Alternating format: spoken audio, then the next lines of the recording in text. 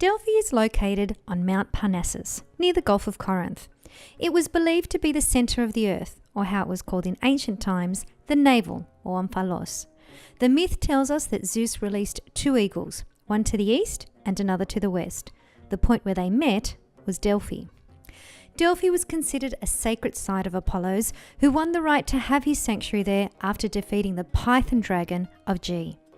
An extensive and extremely rich temple was erected at Delphi, and it housed the Pythia, priestess, and her oracles who would answer people's questions. It was held in great esteem not only in the Greek world but far beyond. There would be a long line of pilgrims from far and wide, but the wait was a long one since the Pythia could only be consulted on particular days over 9 months of the year.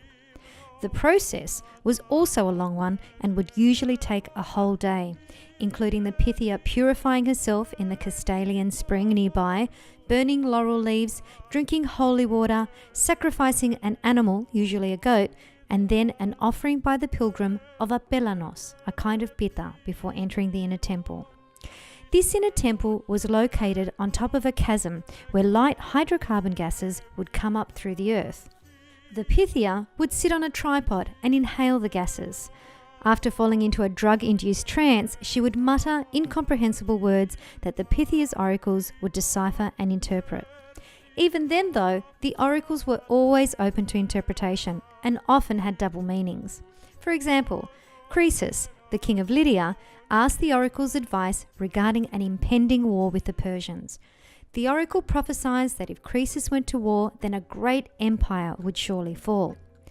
Croesus assumed it was the Persian Empire and proceeded to war. Alas, it was his empire that fell.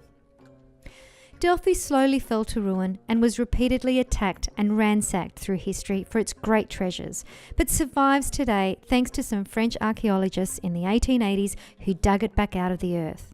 If you visit, you may not find a drug-high Pythia to spout you incomprehensible words, but you may just hear the whispers of Apollo on the winds through the ruins.